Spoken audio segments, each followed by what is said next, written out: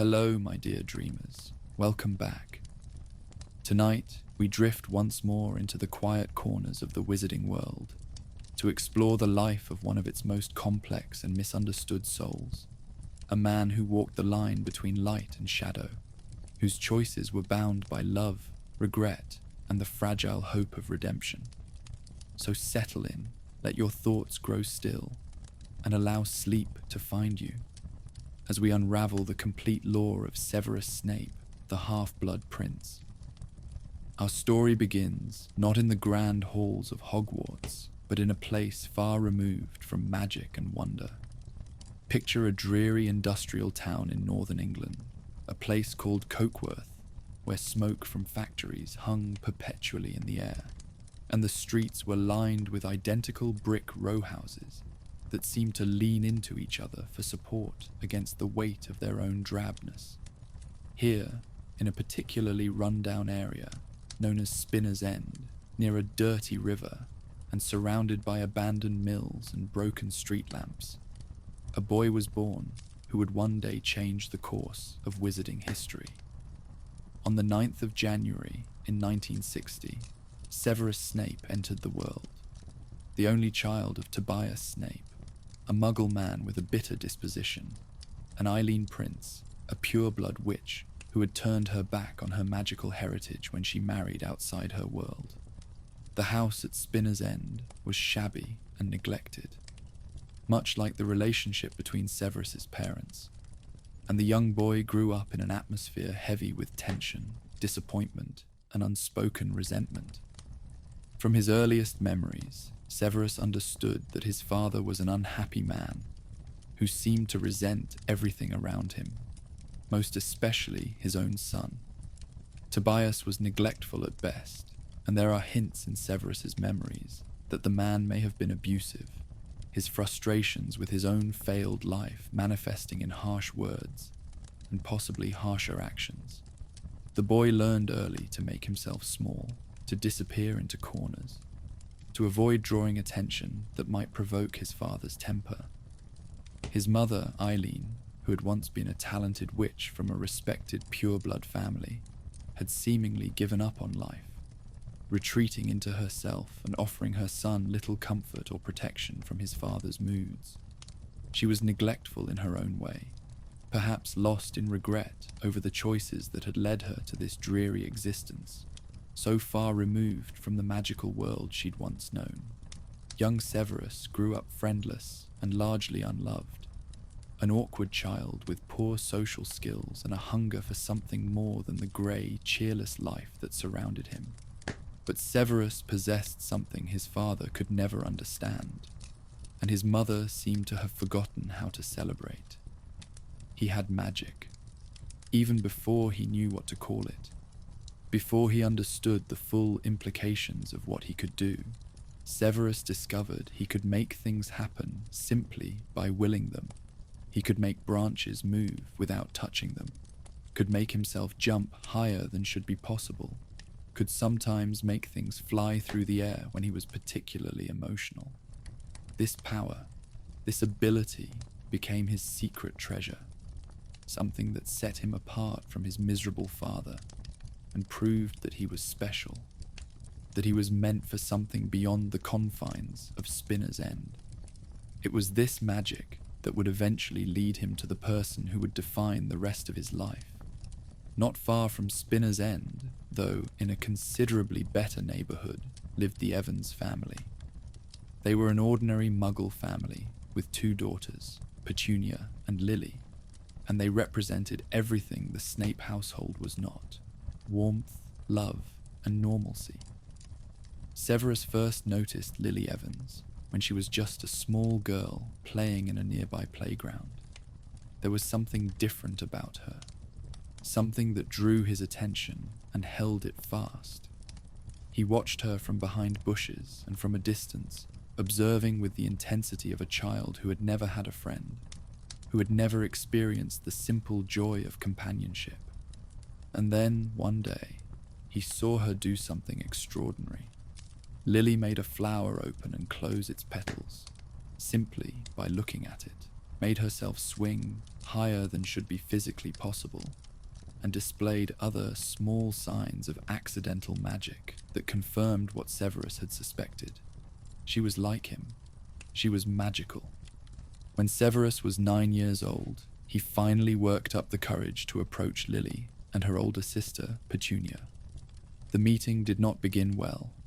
Severus was an odd-looking boy, thin and sallow-skinned, with greasy hair that hung in lank curtains around his face, and clothes that were shabby and ill-fitting, obviously hand-me-downs or charity donations. His social skills were poor, shaped by years of isolation and an unhappy home life, and he made a terrible first impression. Petunia, who was protective of her younger sister, and perhaps already feeling jealous of Lily's special abilities that she herself did not possess, took an immediate dislike to this strange boy who seemed to have been spying on them. But Lily, sweet-natured and curious, was intrigued when Severus told her what she was. A witch. The word hung in the air between them, full of promise and wonder, and Lily's eyes lit up with excitement and 1,000 questions. Severus explained to Lily everything he knew about the magical world, which, admittedly, wasn't much at that age. But to a muggle-born girl who had never heard of magic beyond fairy tales, it was like discovering a secret universe. He told her about Hogwarts School of Witchcraft and Wizardry, a castle where young witches and wizards went to learn how to control and refine their powers. He spoke of spells and potions, of magical creatures and enchanted objects, of an entire hidden world that existed parallel to the Muggle one. Lily was enchanted by these stories, and despite Petunia's growing resentment and open hostility towards Severus, the two magical children formed a fast friendship. For Severus, this friendship was transformative. For the first time in his young life, he had someone who understood him, someone who didn't look at him with disappointment or anger, someone who actually seemed to value his company.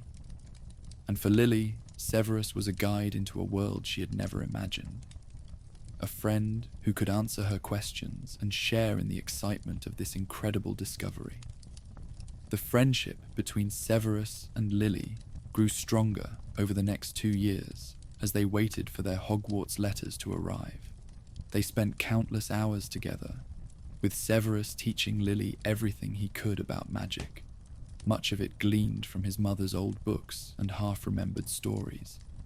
Lily, in turn, brought warmth and light into Severus's dark world, showing him what it meant to have a friend, to laugh and play and simply be a child. But the friendship was not without its complications.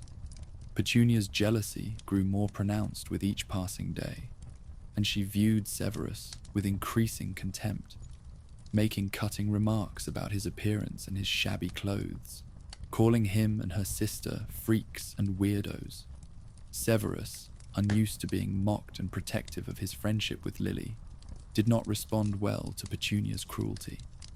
On one memorable occasion, when Petunia was eavesdropping on a conversation between Severus and Lily, Severus used his magic to make a tree branch fall on Petunia's head. Whether this was intentional or an accident, a manifestation of his anger, is unclear. But the result was that Lily was furious with Severus for hurting her sister. It was the first crack in their friendship, a hint of the darker tendencies that would eventually pull them apart. Despite this incident, Severus and Lily reconciled, and when their 11th birthdays came and went, they both received their letters from Hogwarts. The acceptance to the school was a validation of everything Severus had told Lily, proof that the magical world was real and that they belonged to it. Petunia, desperate not to be left behind, even wrote a letter to Headmaster Albus Dumbledore begging to be allowed to attend Hogwarts despite being a Muggle. Dumbledore's kind but firm refusal only deepened the wedge between the sisters, and Petunia's resentment of magic and magical people would fester for the rest of her life. But for Severus and Lily, Hogwarts represented a new beginning, an escape from their ordinary lives and an entry into a world of wonder. The train journey to Hogwarts on September 1st, 1971, was a momentous occasion for both children. But it was also the day that Severus first encountered two boys who would become his bitter enemies. As Severus and Lily sat in their compartment on the Hogwarts Express, they were joined by James Potter and Sirius Black, two boys from pure-blood wizarding families who were everything Severus was not. Confident, well-dressed, obviously wealthy, and carrying themselves with the easy assurance of children who had been loved and indulged their entire lives. James took an immediate dislike to Severus, mocking him for wanting to be in Slytherin House and making fun of his appearance. Sirius joined in the teasing, and from that very first meeting, the lines of future conflict were drawn. Severus, who had never had to defend himself verbally before, who had spent his life trying to be invisible, found himself the target of mockery from boys who seemed to be everything he was not. Lily tried to defend him, but even she seemed slightly taken aback by James's charm and confidence, and Severus noticed. He noticed everything. When the sorting hat was placed on Severus Snape's head in the Great Hall that evening, it barely had time to touch his greasy black hair before it shouted, "Slytherin!" This ancient house, founded by Salazar Slytherin, valued ambition, cunning, and resourcefulness, and Severus possessed all three in abundance. But Slytherin House also had a reputation, one that had grown darker over the years, as it was known to produce more dark wizards than any other house, and many of its students came from pure-blood families who believed in the superiority of magical blood over muggle blood. When Lily was sorted into Gryffindor, the house of the brave and bold, Severus felt the first stirrings of unease. They were in the same year, but in rival houses, and the house divisions at Hogwarts ran deep. Still, they remained friends through their first year, spending time together despite the disapproval of their respective housemates. Severus was fiercely protective of his friendship with Lily, but he was also drawn to the other students in Slytherin, particularly those who knew impressive dark magic and came from old wizarding families. He fell in with a group that included Evan Rosier, Lucius Malfoy, Bellatrix Lestrange, and others who would eventually join the Death Eaters and serve Lord Voldemort. From the very beginning, Severus had a natural aptitude for magic, particularly potions and the dark arts. He was brilliant, one of the most talented students of his year, and he found in magic the power and control that had been absent from his childhood. But his talent and his interest in the dark arts put him at odds with Lily, who was disturbed by some of the company he kept and the spells he seemed so interested in learning. Throughout their Hogwarts years, the friendship between Severus and Lily would be strained repeatedly by this fundamental difference in their values. Lily could not understand why Severus was drawn to the darkness, why he associated with students who openly despised Muggleborns like herself, why he seemed to be going down a path that led away from everything she believed in. And Severus, for his part, could not understand why Lily couldn't see that dark magic wasn't inherently evil, that it was simply another form of power, and that the prejudices of his Slytherin friends didn't extend to her because she was special. But the true poison in Severus Snape's Hogwarts experience came not from his house or his studies, but from 4 students in Gryffindor who called themselves the Marauders. James Potter, Sirius Black, Remus Lupin, and Peter Pettigrew were intelligent, talented wizards who used their considerable skills to break rules, explore the castle, and torment those they deemed worthy of their attention. And no one drew their attention quite like Severus Snape. James and Sirius, in particular, seemed to take special pleasure in making Severus's life miserable. They called him Snivelus, mocked his appearance, tripped him in corridors, hexed him when teachers weren't looking, and generally made his existence at Hogwarts a nightmare. Remus Lupin, though not as actively cruel, never did anything to stop his friends, and Peter Pettigrew watched these attacks with what can only be described as hunger, enjoying the spectacle of someone else being humiliated. The bullying was relentless, happening multiple times a week, and it had a profound effect on Severus. It fed his growing bitterness, his resentment of those who seemed to have everything handed to them, and it intensified his interest in the dark arts as a means of gaining power and the ability to fight back. The bullying reached its peak during the 5th year in an incident that would become known as Snape's worst memory, though it was certainly not the only time he had been attacked. During a break from their ordinary wizarding level examinations in June of 1976, the Marauders were sitting by the lake with their classmates, and Sirius Black complained of being bored. James Potter's eyes fell on Severus, who was sitting alone reviewing his exam, and James decided to provide some entertainment. He called out "Snivelus," and before Severus could react, James had disarmed him with an Expelliarmus charm and used the impediment jinx to make him fall. What followed was a public humiliation of the worst kind. James used a spell called Levicorpus, which Severus himself had invented, and which James had learned from Severus's own potions textbook, to hoist Severus into the air by his ankle, leaving him hanging upside down in front of a crowd of laughing students. Severus's robes fell over his head, exposing his underwear and his skinny, pale legs to the jeering crowd. Sirius and James taunted him, mocked him, and when Severus tried to fight back with curses of his own, they deflected them easily, clearly enjoying their power over him. It was at this moment, with Severus hanging helplessly in the air, humiliated in front of half the school, that Lily Evans stepped forward. She demanded that James put Severus down, called James an arrogant, bullying toe rag, and defended her friend with a passion that should have warmed Severus's heart. But James, seeing an opportunity, offered to stop if Lily would go on a date with him.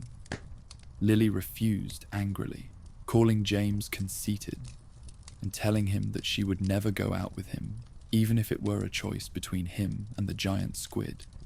The crowd laughed, but the situation was rapidly deteriorating. Severus, still hanging upside down, his face red with shame and fury, was in no state to be rescued.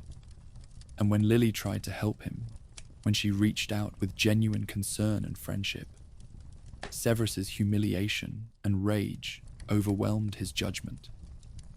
In front of everyone, in a moment that would haunt him for the rest of his life, Severus called Lily a mudblood.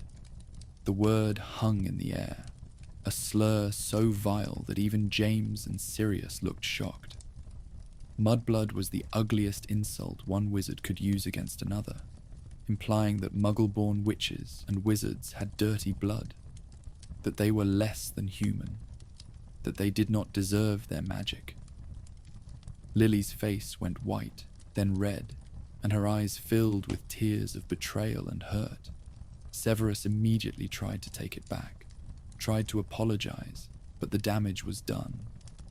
Lily turned her back on him, and though Severus tried repeatedly over the following days and weeks to apologize, to explain, to beg her forgiveness, Lily would not listen. Their friendship was over.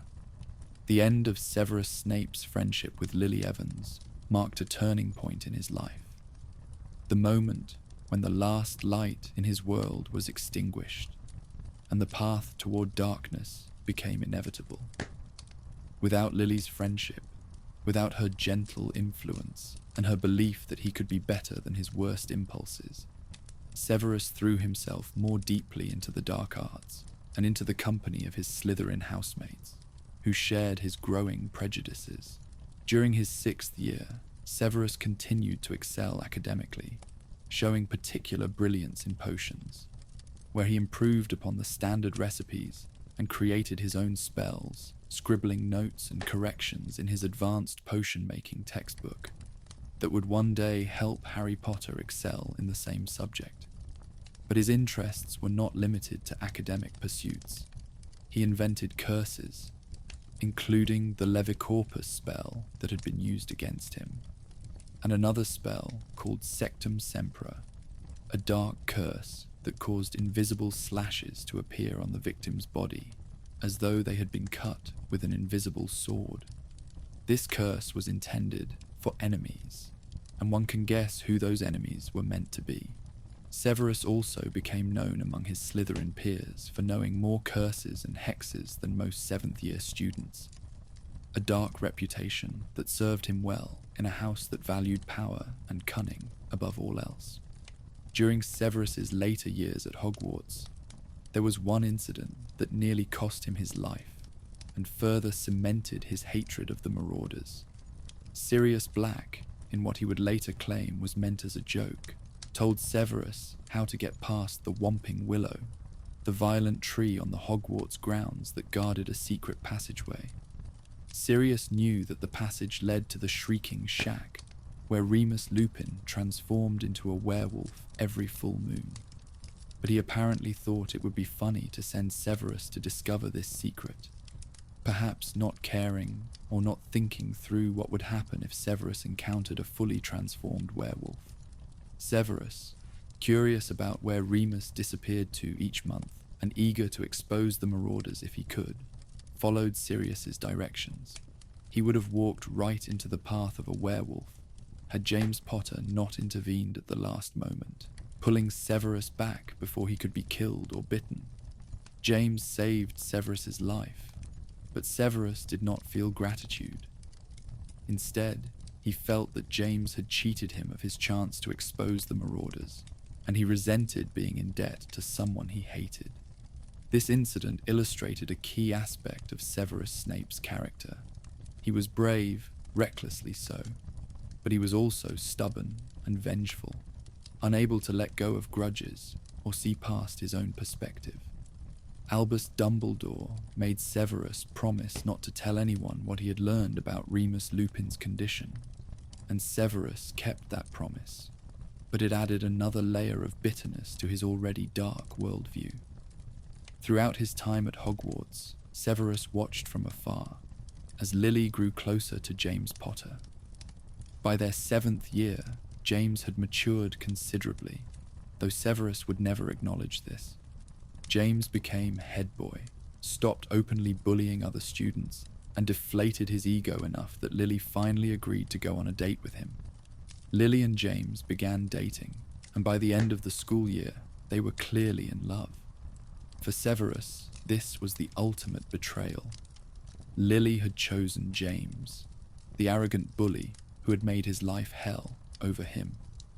Severus, who had loved Lily since he was 9 years old, who had been her first connection to the magical world, who had shared secrets and dreams with her for years, had lost her forever. The pain of this loss would shape every decision he made for the rest of his life. After graduating from Hogwarts in 1978, Severus Snape joined the Death Eaters, the followers of Lord Voldemort, who sought to establish pure-blood dominance over the wizarding world and subjugate or eliminate Muggles and Muggle-borns. Many of Severus's Slytherin friends had already joined Voldemort's ranks, and the Dark Lord welcomed the brilliant young wizard into his inner circle. Severus was marked with the Dark Mark, a skull with a snake protruding from its mouth that was burned into his left forearm, a brand that identified him as one of Voldemort's followers and could be used to summon him. The Dark Mark would burn and grow darker when Voldemort called his Death Eaters, or when Voldemort was nearby, a connection that would never truly fade, even after Voldemort's first defeat. As a Death Eater, Severus participated in Voldemort's campaign of terror, though the specific details of his actions during this time are not fully known. What is known is that he quickly became one of Voldemort's most trusted servants, valued for his intelligence, his skills in potions and dark magic, and his ability to think strategically. Severus likely hoped that by joining the Death Eaters and gaining power and prestige, he could somehow prove himself worthy of Lily's regard, or perhaps he was simply following the only path that seemed open to him, the path that had been laid out by his Slytherin associates and his own interest in the dark arts. In 1979 or early 1980, Severus Snape received word that Albus Dumbledore was interviewing candidates for the position of divination professor at Hogwarts. Severus, who had applied for the Defense Against the Dark Arts teaching position at Hogwarts and been rejected, went to the Hog's Head Inn in Hogsmeade, possibly hoping to overhear information about Dumbledore's plans or simply out of curiosity. What he heard instead changed everything. The applicant, Sybil Trelawney, fell into a genuine trance and spoke a prophecy. Severus managed to hear only the first part before he was discovered by Aberforth Dumbledore, the innkeeper and Albus's younger brother, and thrown out of the inn. But what he had heard was enough. A prophecy about a child born at the end of July to parents who had thrice defied the Dark Lord. A child who would have the power to vanquish Voldemort. At the time, Severus did not know which child the prophecy referred to, but he knew it was important information that his master would want to hear. Severus went directly to Voldemort and told him everything he had heard. Voldemort, already paranoid about his own mortality and obsessed with eliminating any threat to his power, took the prophecy seriously. There were two children who fit the description: Harry Potter, the son of James and Lily Potter, and Neville Longbottom, the son of Frank and Alice Longbottom. Both families were members of the Order of the Phoenix, the resistance group led by Dumbledore, and both had defied Voldemort 3 times. But Voldemort chose to target the Potters, possibly because Harry was a half-blood like himself, while Neville was a pure-blood, or possibly for reasons known only to the Dark Lord. When Severus learned that Voldemort had chosen to kill Lily Potter and her family, he was horrified. The realization of what he had done, of what his information would lead to, hit him like a physical blow. He had never intended for Lily to be harmed. In desperation, Severus went to Voldemort and begged him to spare Lily's life. He did not ask for James or baby Harry to be spared, only Lily. Voldemort, amused by his servant's attachment to a muggle-born witch, ostensibly agreed to give Lily a choice to step aside and save herself, though whether he truly intended to keep this promise is doubtful.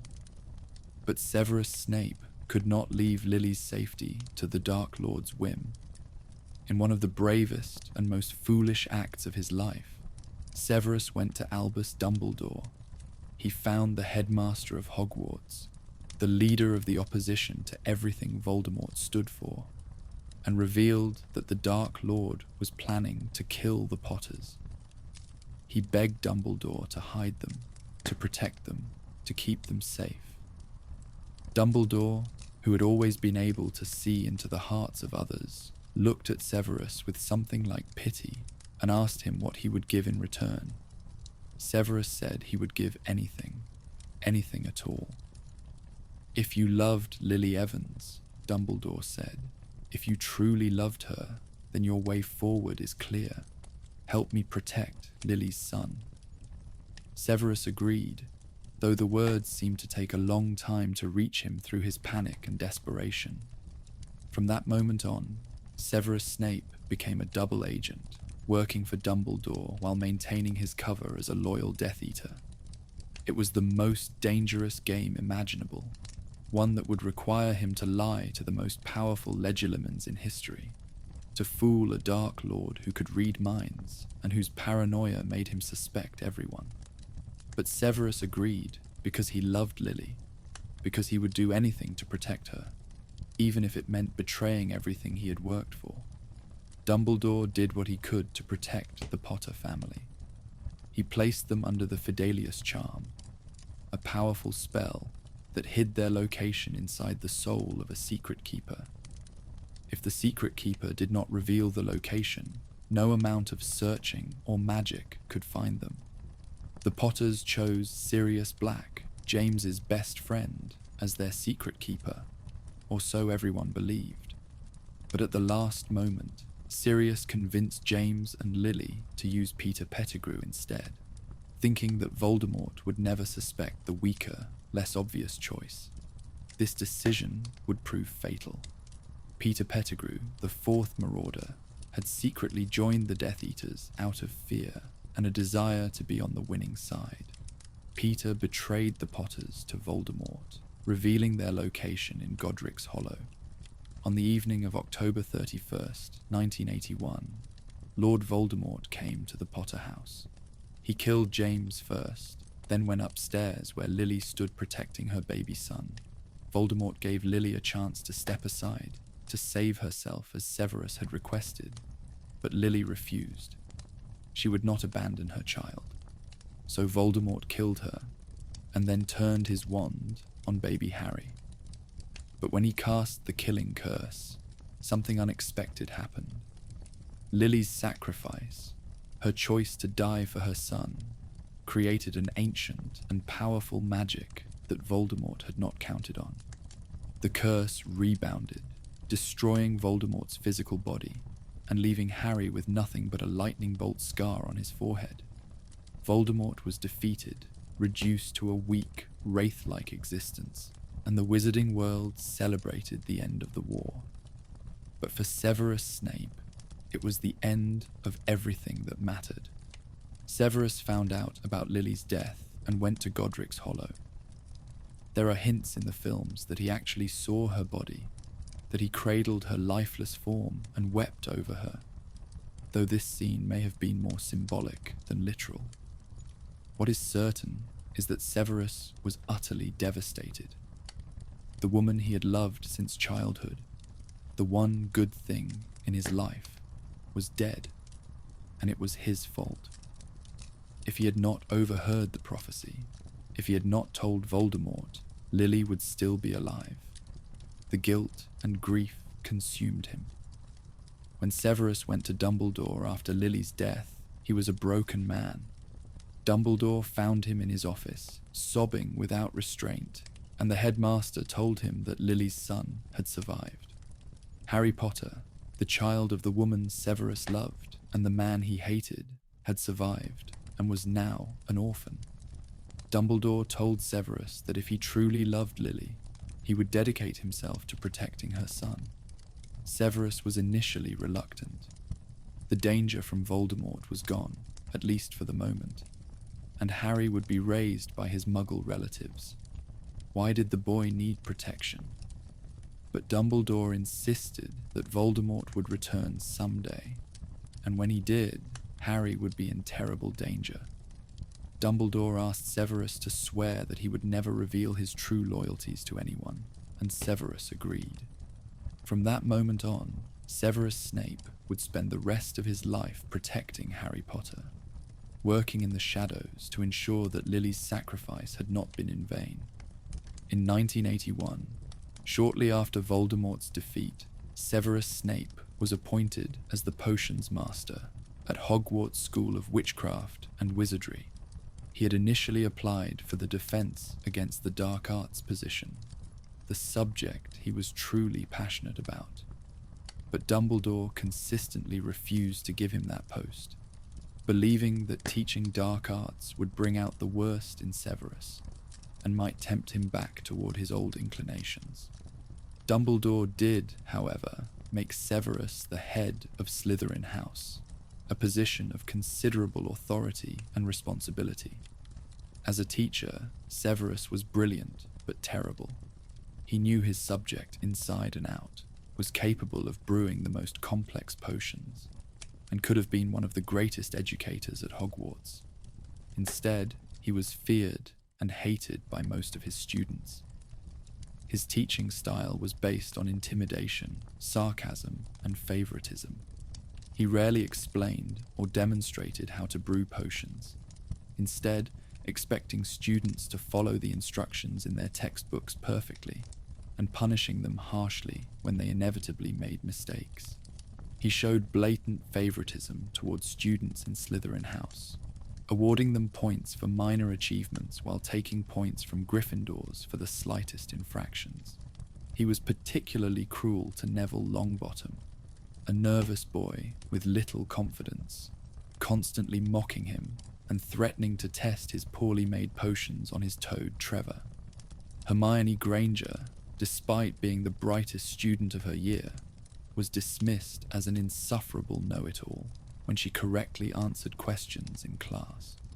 And Harry Potter, when he finally arrived at Hogwarts, would receive the full force of Severus Snape's complicated, unresolved feelings about his parents. Severus's behavior as a teacher was inexcusable, and yet it must be understood in context. He had returned to Hogwarts as a teacher, while there were still students in attendance who had witnessed his humiliation by James Potter and the Marauders. He needed to establish himself as someone who could not be bullied, as someone with power and authority.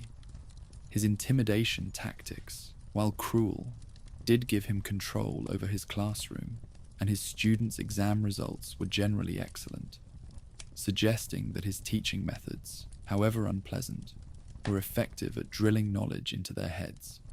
More importantly, Severus had to maintain his cover as a former Death Eater who had been vouched for by Dumbledore. He could not appear too kind or too fair, especially to students like Harry Potter. Any sign of favoritism toward the boy who had defeated his supposed master would have looked suspicious to the children of Death Eaters who were watching him. Children like Draco Malfoy, whose parents still held dark views and reported back to others who shared them. Severus had to walk a careful line, appearing to be the bitter, dark wizard that everyone expected, while secretly working to protect the students in his care. Still, there is no denying that Severus could have been kinder, that his treatment of students like Neville crossed lines that should not have been crossed, and that his behavior as a teacher was one of his great failings. Beyond his teaching duties, Severus Snape served as Dumbledore's spy and double agent. When Voldemort fell, most Death Eaters were captured and sent to Azkaban prison, or claimed that they had been under the Imperious Curse, controlled against their will. Severus escaped imprisonment because Dumbledore vouched for him, testifying that Severus had been working as a spy for the Order of the Phoenix and providing Dumbledore with valuable information. This testimony saved Severus from Azkaban, but it also meant that he was distrusted by both sides. The Order members did not know why Dumbledore trusted Severus so absolutely, only that the headmaster insisted on his loyalty, and many remained suspicious of the former Death Eater. Meanwhile, the surviving Death Eaters and Voldemort himself, when he eventually returned, believed that Severus had become Dumbledore's man, a traitor who had sold out his Death Eater comrades to save himself. Severus would spend years carefully rebuilding Voldemort's trust, convincing the Dark Lord that he had only appeared to betray him in order to stay close to Dumbledore and gather information.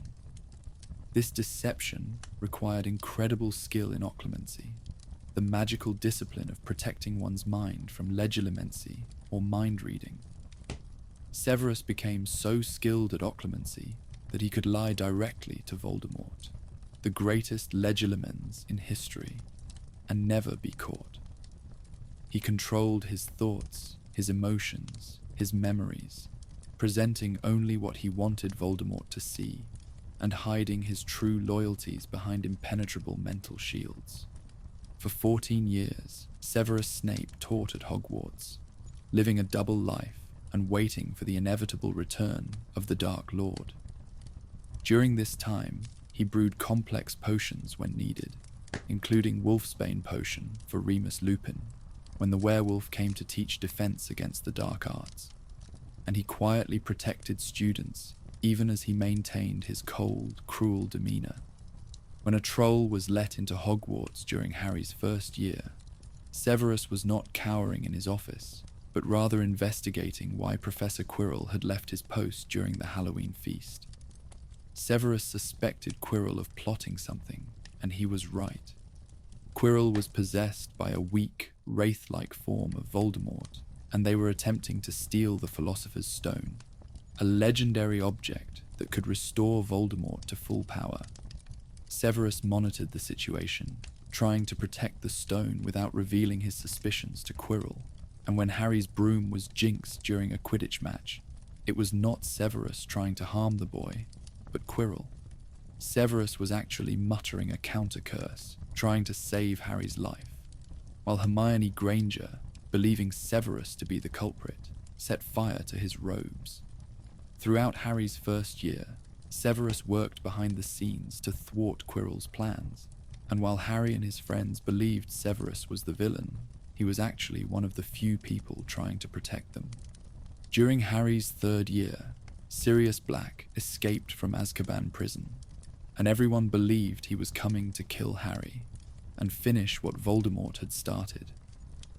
Severus Snape, believing Sirius to be a traitor and a threat to Harry, worked tirelessly to protect the school and capture Black.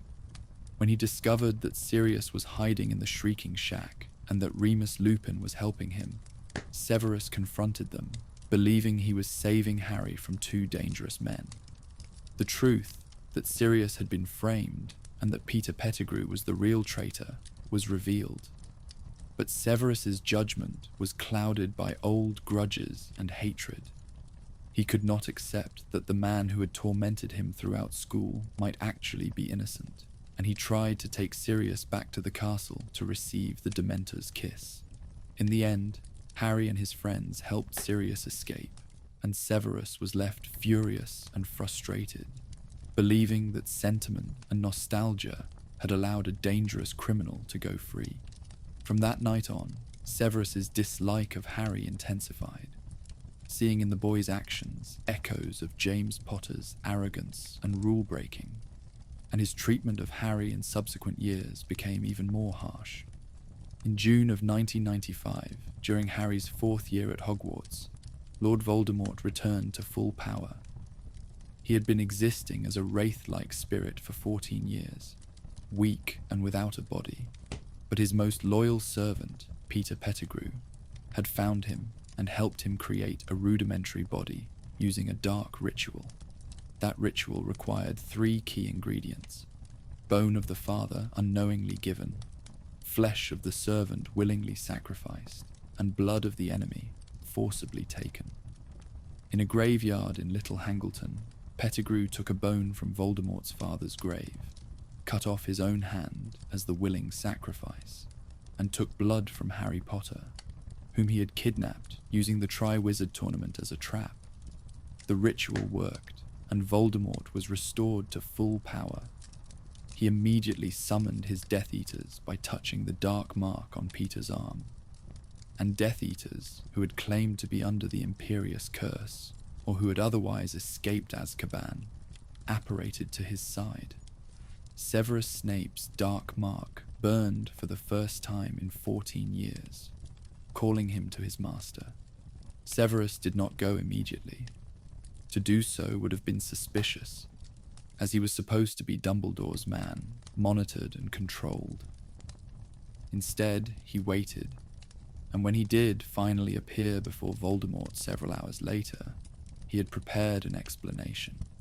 He told Voldemort that he had remained at Hogwarts on Dumbledore's orders, that he had ingratiated himself with Dumbledore so completely that the old fool trusted him absolutely, and that he had spent 14 years gathering information and waiting for his master's return. Voldemort, weakened and desperate for loyal followers, accepted this explanation, though he remained suspicious. Bellatrix Lestrange, one of Voldemort's most fanatical followers, openly questioned Severus's loyalty, demanding to know why he had not searched for Voldemort during his years of weakness. Severus countered every accusation smoothly, his years of practice in occlumency serving him well, and Voldemort chose to believe him. From that night on, Severus Snape walked the most dangerous path imaginable, serving two masters and lying to the more dangerous one every single day. As Voldemort's power grew and his Death Eaters became more bold, the war that had ended 14 years earlier began again. The Ministry of Magic initially refused to believe that Voldemort had returned, and their denial gave the Dark Lord time to rebuild his forces in secret. Severus attended Death Eater meetings, reported back to Dumbledore with information that could help the Order of the Phoenix, and performed his role so well that Voldemort never suspected his true loyalties. During Harry's 5th year, Dumbledore tasked Severus with teaching Harry occlumency, the art of protecting one's mind. Harry had a connection to Voldemort through his scar, a connection that allowed Voldemort to sometimes see through Harry's eyes, or plant false visions in his mind. If Harry could learn to close his mind, to shield his thoughts, Voldemort could not use this connection against him. But the lessons were a disaster.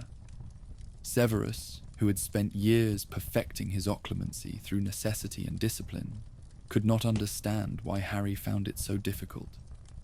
And Harry, who saw Severus as a cruel bully who delighted in his struggles, could not trust his teacher enough to open his mind.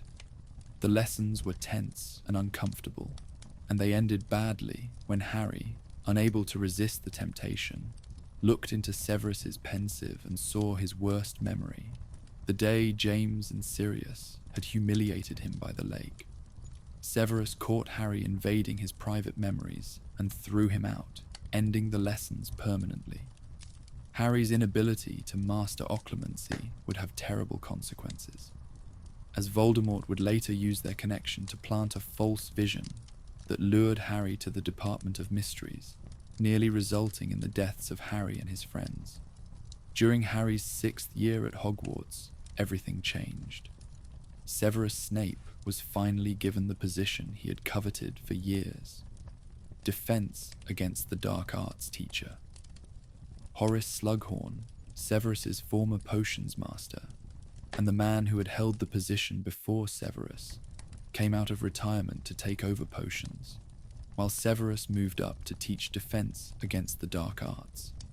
For the first time in his teaching career, Severus was teaching a subject he loved and excelled at, and he embraced the opportunity with enthusiasm.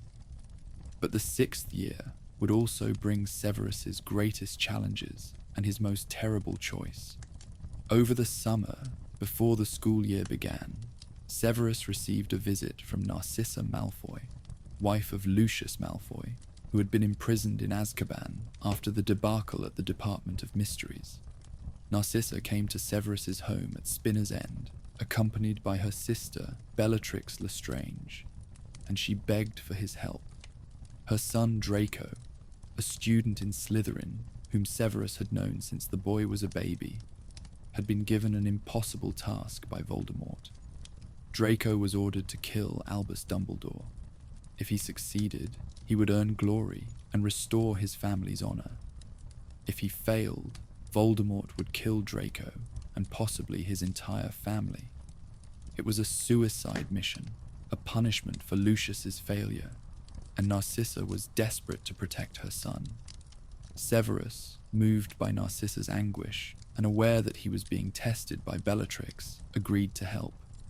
But Bellatrix pushed further. She suggested that Severus make an unbreakable vow, a magical contract that would bind him to his word, or kill him if he broke it. Severus, caught in a trap, could not refuse without confirming Bellatrix's suspicions that he was not truly loyal to Voldemort. So he agreed, and with Bellatrix acting as the bonder, Severus made 3 vows to Narcissa. He vowed to watch over Draco as he attempted to fulfill the Dark Lord's wishes.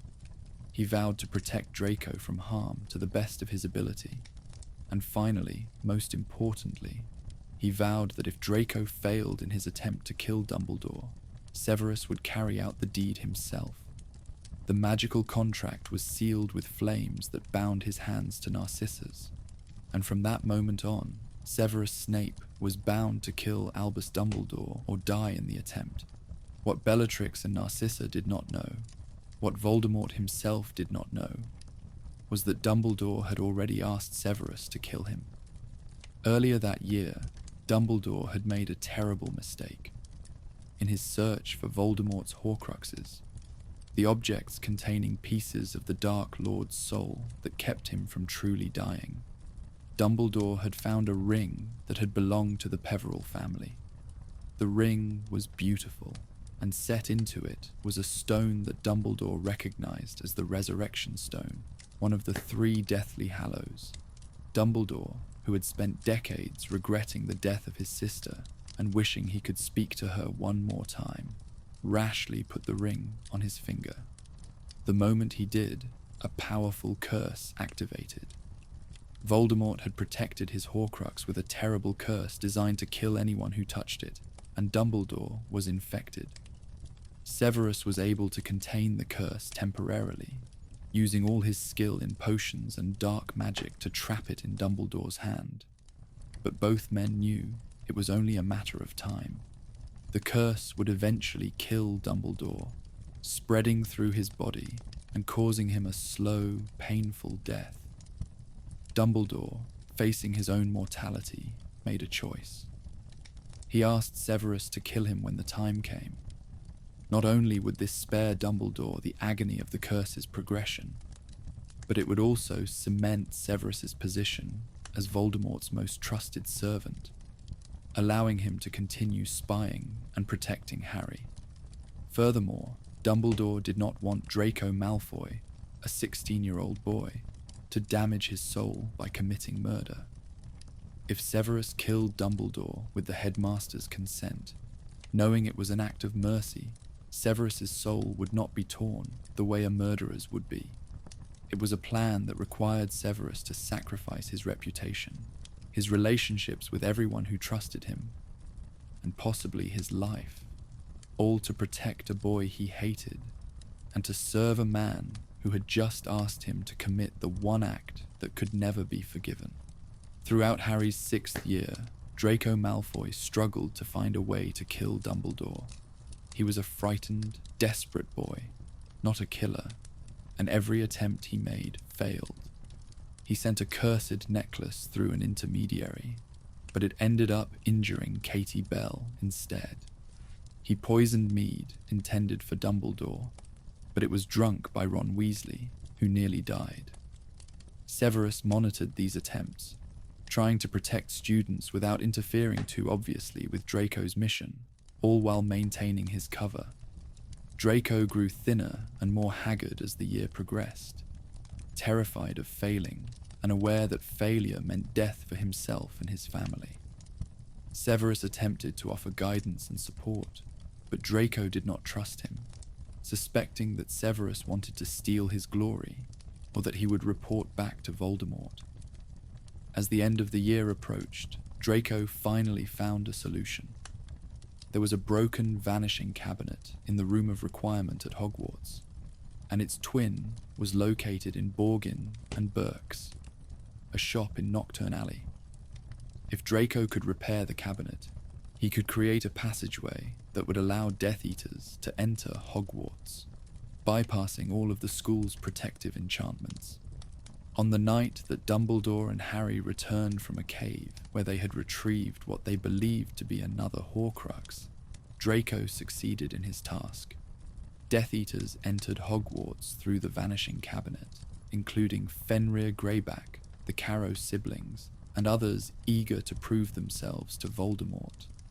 They made their way to the Astronomy Tower, where Dumbledore, weak from drinking a terrible potion in the cave and exhausted from the journey, was cornered by Draco. Harry was there, hidden under his invisibility cloak and frozen in place by Dumbledore's spell, forced to watch as Draco raised his wand toward the headmaster. Draco's hand shook. His face was white. He could not do it. He could not kill the old man who stood before him, wandless and weak, but still somehow commanding. Dumbledore spoke to Draco gently, telling him that he was not a killer, that there were ways to protect him and his mother, that he did not have to do this.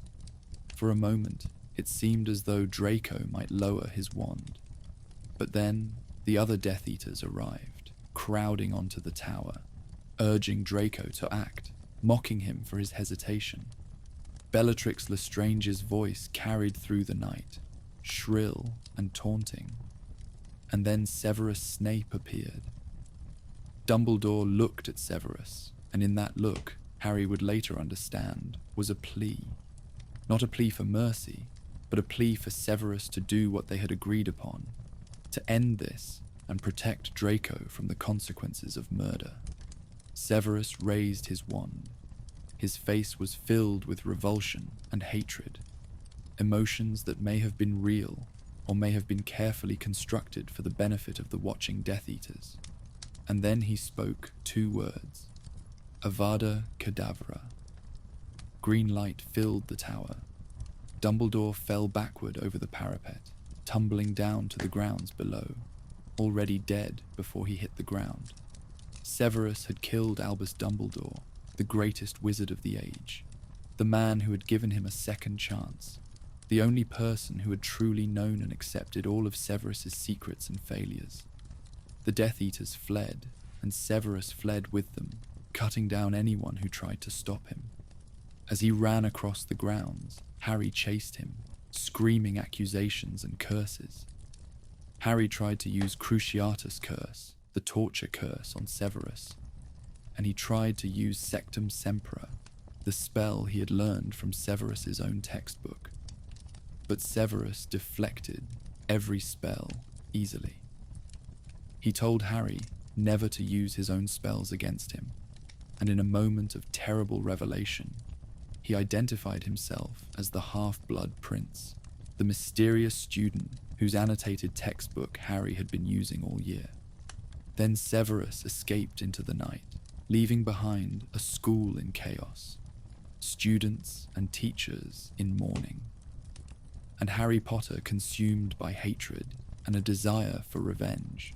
For the rest of the summer and through the following year, the wizarding world believed that Severus Snape was a traitor, a murderer, and one of Voldemort's most loyal servants. The death of Albus Dumbledore was a devastating blow to the resistance against Voldemort, and many believed it marked the beginning of the end. Within weeks of Dumbledore's death, Death Eaters had infiltrated the Ministry of Magic. Rufus Scrimgeour, the Minister for Magic, was killed, and the ministry fell under Voldemort's control. Pius Thicknesse, under the Imperius Curse, became the puppet minister, and laws were passed that persecuted Muggleborns, declaring them thieves who had stolen magic from true witches and wizards. A Muggleborn Registration Commission was established, and Muggleborns were rounded up, interrogated, and sent to Azkaban prison on trumped-up charges. At Hogwarts, Severus Snape was named headmaster, the first time in the school's history that a former Death Eater held the position. The Carrow siblings, Alecto and Amicus, were installed as teachers, and they turned the school into a place of fear and pain. Students were punished with the Cruciatus Curse for minor infractions. Muggle studies became a class about why Muggles were inferior and dangerous, and defense against the dark arts was rebranded to teach the dark arts themselves rather than defense against them. But while the world saw Severus as a willing participant in Voldemort's regime, the truth was far more complicated. Severus did everything in his power to protect the students of Hogwarts without revealing his true loyalties. When Ginny Weasley, Neville Longbottom, and Luna Lovegood attempted to steal the Sword of Gryffindor from the headmaster's office, Severus did not torture them or hand them over to the Carrows as punishment. Instead, he sent them to Hagrid for detention in the Forbidden Forest, a relatively benign punishment that kept them safe. When students were to be punished by the Carrows with the Cruciatus Curse, Severus often intervened, taking over the punishment himself, but making it far less severe than what the Carrows would have inflicted. He walked a careful line, appearing to support the new regime, while subtly undermining it at every turn. The students and teachers at Hogwarts did not know that Severus was protecting them, and they hated him for what they perceived as his cruelty and betrayal. But Severus accepted their hatred as part of the price of his double life. While Severus worked to protect Hogwarts from within, Harry Potter, Hermione Granger, and Ron Weasley were on the run, searching for Horcruxes and trying to find a way to destroy them. They did not know that Severus was secretly helping them. When Harry, Ron, and Hermione were hiding in the Forest of Dean in the depths of winter, cold, hungry, and fighting amongst themselves, Severus used magic to locate them. He waited until Harry was alone, then sent his Patronus, a silver doe, to guide Harry to a frozen pool. At the bottom of that pool, Severus had placed the sword of Gryffindor, the only object that could destroy Horcruxes. The sword was impregnated with basilisk venom from when Harry had used it to kill the basilisk in the Chamber of Secrets years earlier, making it capable of destroying Voldemort's soul fragments. Harry dove into the freezing water to retrieve the sword, nearly drowning in the attempt. But he was saved by Ron, who had been drawn back by his own conscience and concern for his friends. The sword allowed them to destroy the Locket Horcrux, one of the keys to Voldemort's immortality. Harry did not know who had sent the Patronus or left the sword for him, but he sensed that the doe was familiar, that it felt safe and protective. He did not yet understand that it was Severus Snape, using the form of his Patronus that matched Lily Potter's, who had saved him. As the months passed and more Horcruxes were destroyed, Voldemort became increasingly paranoid and unstable. He kept his final Horcrux, his snake Nagini, with him at all times, protected by magical barriers. When Voldemort learned that the Elder Wand, the most powerful wand in existence, was not performing up to its legendary reputation in his hands, he became obsessed with understanding why. The Elder Wand had been Dumbledore's, and Voldemort had stolen it from Dumbledore's tomb. But the wand's true allegiance was not transferring to him the way he expected. Voldemort, in his limited understanding of wand lore, believed that the Elder Wand served the wizard who killed its previous master. Since Severus had killed Dumbledore, Voldemort concluded that Severus must be the wand's true master. This meant that as long as Severus lived, the Elder Wand would not fully serve Voldemort. Despite Severus's years of loyal service, despite the terrible price he had paid to maintain his cover, Voldemort decided that Severus had to die.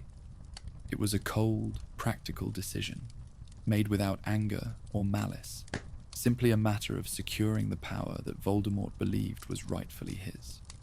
On the night of May 2nd, 1998, the Battle of Hogwarts raged across the castle and grounds. Death Eaters, giants, and dark creatures attacked the school, while students, teachers, and members of the Order of the Phoenix defended it. In the midst of the battle, Voldemort summoned Severus to an old boathouse on the edge of the school grounds, a shadowy, dilapidated structure near the lake. Severus went, not knowing that it would be his final meeting with the Dark Lord.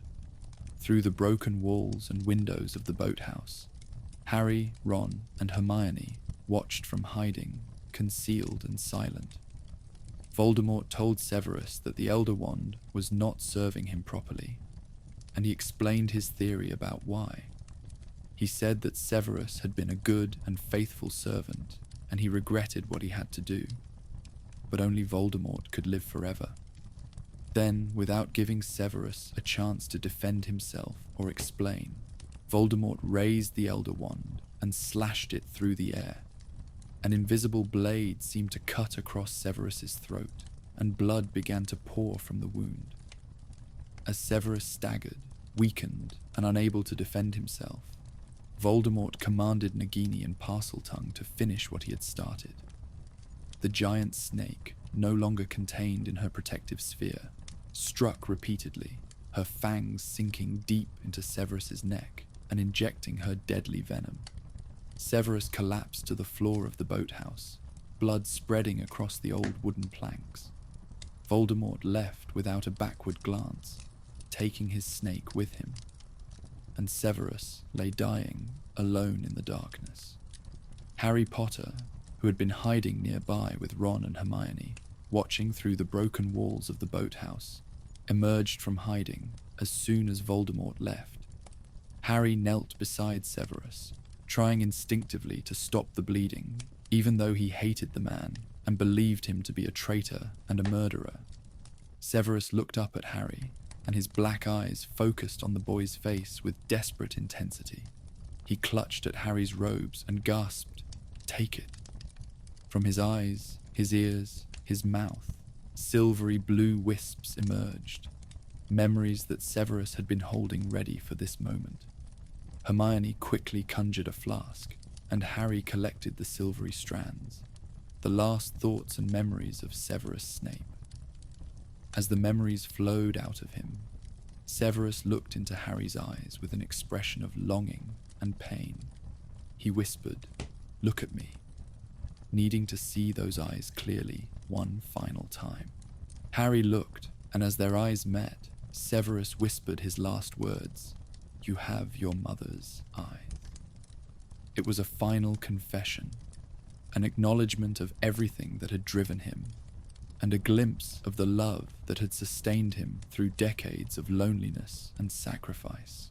Harry looked, and Severus died looking into the face of the woman he had loved for his entire life, the woman whose son he had protected at the cost of everything he had. The hand that had been gripping Harry's robes went slack, and Severus Snape moved no more. Harry took the memories to the headmaster's office and poured them into the pensieve, the magical basin that allowed one to view memories. What Harry saw in those memories changed everything he thought he knew about Severus Snape. He saw Severus as a child, watching Lily in the playground, awkward and lonely and desperate for connection. He saw their friendship, their years at Hogwarts together, and the terrible moment when Severus called Lily a mudblood and lost her forever. He saw Severus joining the Death Eaters, saw him telling Voldemort about the prophecy, and saw his horror when he realized what he had done. Harry witnessed Severus going to Dumbledore, begging for help, sobbing over Lily's death with unrestrained grief. He saw Dumbledore asking Severus if he would do anything to protect Lily's son, and Severus agreeing, binding himself to a lifetime of service and protection. Harry saw Severus's Patronus, the silver doe that matched Lily's, proof that his love had never faded or weakened. When Dumbledore asked, "After all this time?" Severus had answered simply, "Always." The memories showed Severus's years of service to Dumbledore, his work as a double agent, the constant danger he faced from both sides. Harry saw the conversation where Dumbledore showed Severus his cursed hand and asked Severus to kill him when the time came, and he saw Severus's anguish at being asked to commit such an act. Harry saw Severus working to protect students at Hogwarts, while appearing to be loyal to Voldemort. Saw him placing the sword of Gryffindor in the forest pool for Harry to find. Saw his conversations with Dumbledore's portrait about how to help Harry without revealing his true allegiances. And finally, Harry saw the most important memory of all, the one that explained why he had to die. Dumbledore had told Severus that when Voldemort had tried to kill baby Harry, a fragment of Voldemort's soul had latched onto the only living thing available, Harry himself. Harry was an accidental Horcrux, carrying a piece of Voldemort's soul inside him. As long as Harry lived, Voldemort could not truly die. Harry had to sacrifice himself, had to allow Voldemort to kill him, in order for the piece of soul to be destroyed.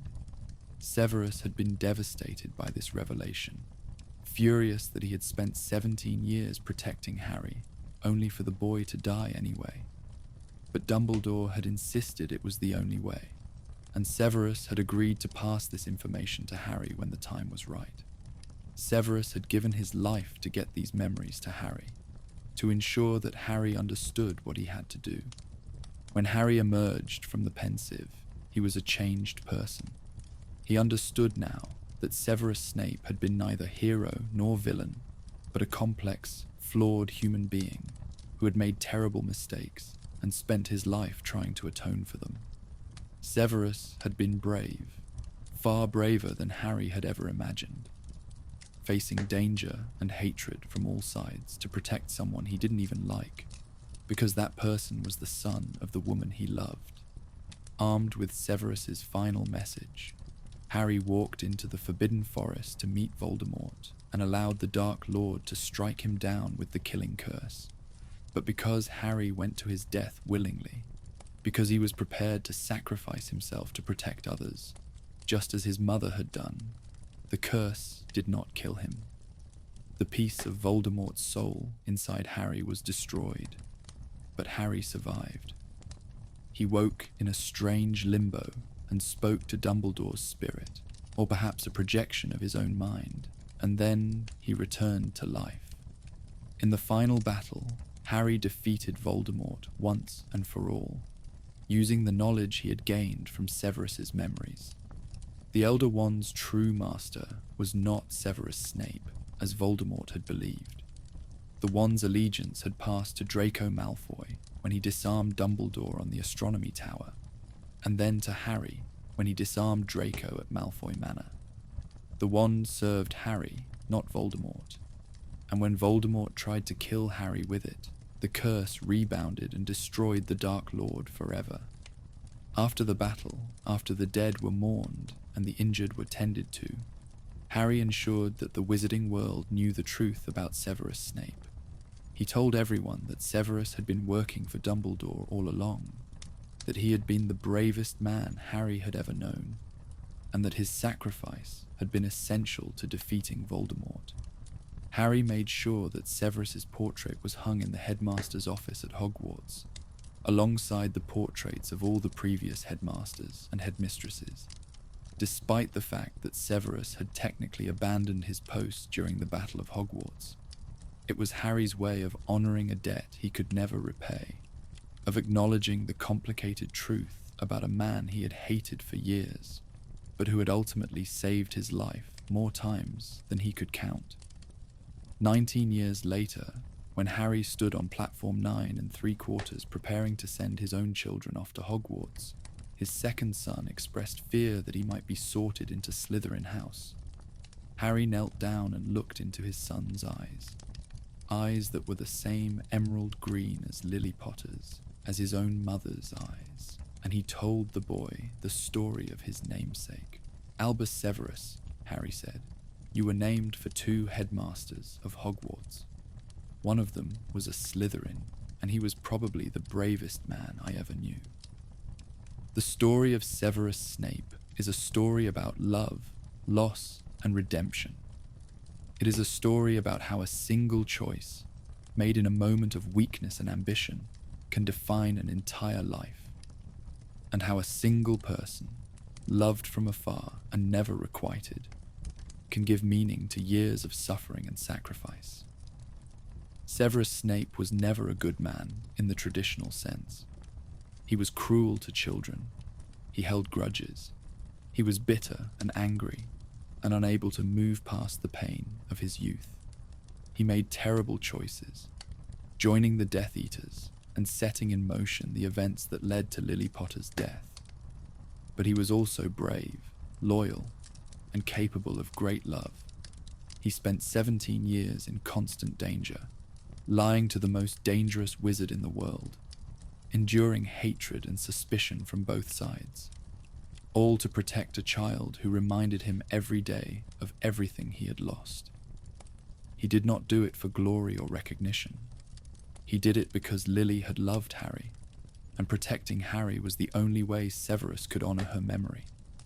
In his final moments, dying alone in the shrieking shack, Severus Snape ensured that his death would mean something, that the memories he had carried for so long would reach Harry and give the boy the knowledge he needed to win.